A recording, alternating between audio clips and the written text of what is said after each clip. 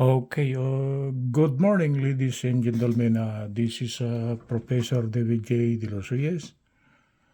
What I will be discussing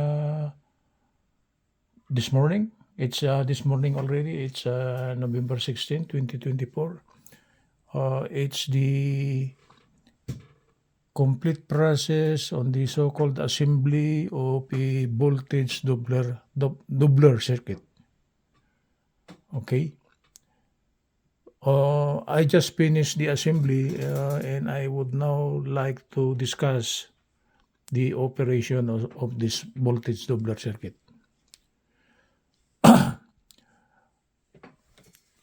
I will be using this transformer here.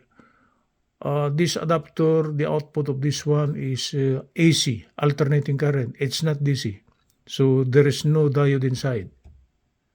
Okay. And the output of this one goes to this.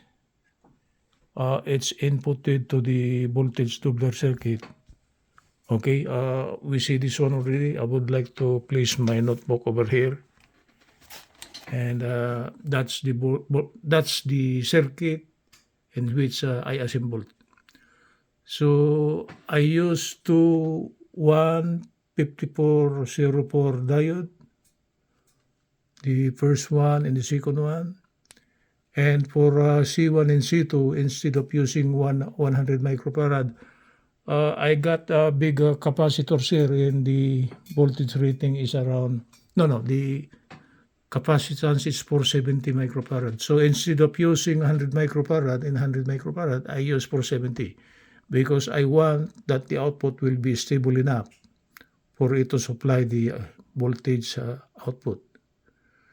The theory of this voltage doubler is that if we try to input 13.5 volts AC, it should be AC. Okay? The input to the diodes are actually AC because we must have to rectify this one. But the concept of this circuit is that we must have to double this AC voltage here. So when we try to measure the voltage output at the secondary across C1 and C2, okay, according to the concept, it should be doubled. That's why I would like to show now the actual values of this one. The input voltage that I use is 14.2 instead of 13.5. So for it to be a voltage doubler, we are expecting the voltage here to be around 14.2 times 2 is voltage doubler is 28.4. Okay? But since the capacitor I use are actually, the capacitance are big, what came out is that instead of doubling the voltage here, it was more than the double value. Like this one here, the input voltage coming from the transformer is 14.33 volts AC. Okay. And the output of the voltage doubler is 39.2 volts DC. It's DC now. It's rectified. So actually, it does not only double the output, okay? It's more than double because if we try to divide, hold on, I will try to get my calculator. We divide 39.20. Hold on. 39.20 divided by 14.33. Excuse me. And what came out is it's almost 2.73 times the value. Okay?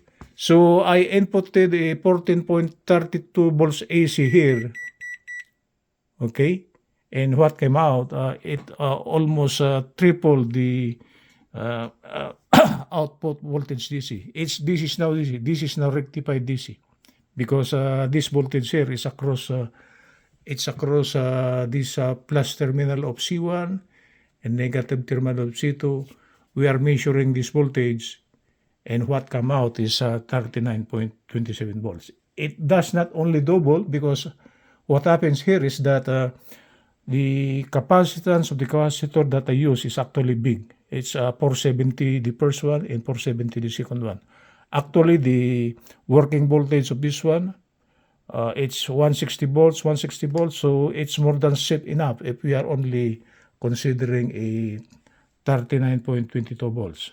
Okay, this will not explode, so voltage wise, these two here are safe. Like what I said, this is a voltage Doppler circuit. It's a voltage Doppler circuit.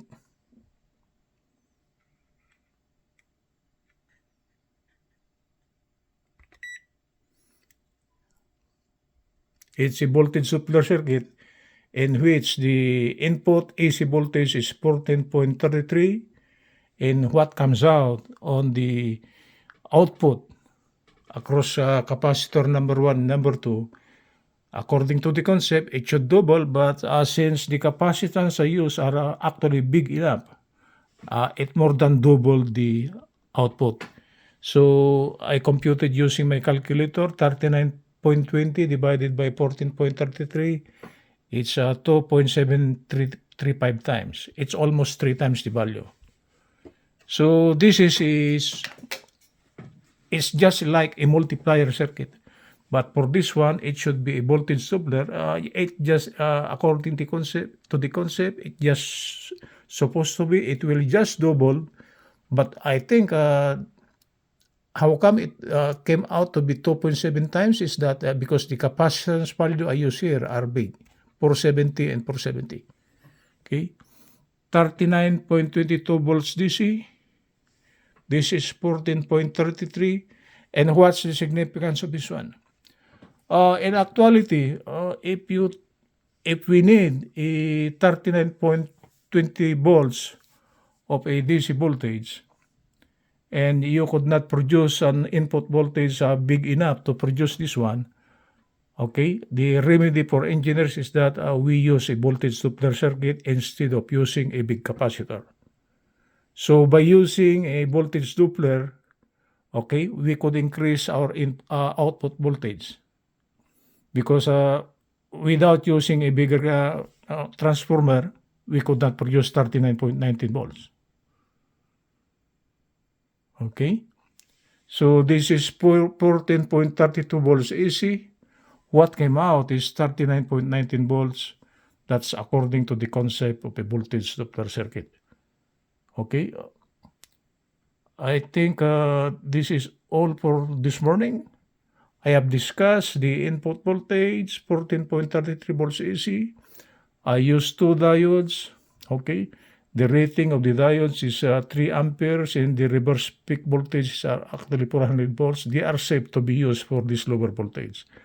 For the capacitors, actually the working voltage of this one are actually 160 volts. So they are very safe to use for this low voltage circuit. For the capacitance value, we all use their capacitance value. Okay, so 14.33 volts AC input. What came out on the output due to the concept of voltage Doppler configuration is 39.21 volts DC. That's DC now. It's rectified now. Because this is a voltage after the diodes, they are already rectified.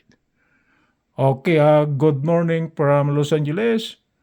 This is the explanation of the voltage Doppler circuit in which I assembled, and I have shown you the input. The output is this, and this is the assembled voltage Doppler. Okay, good morning from Los Angeles. This is Professor David J. De Los Reyes.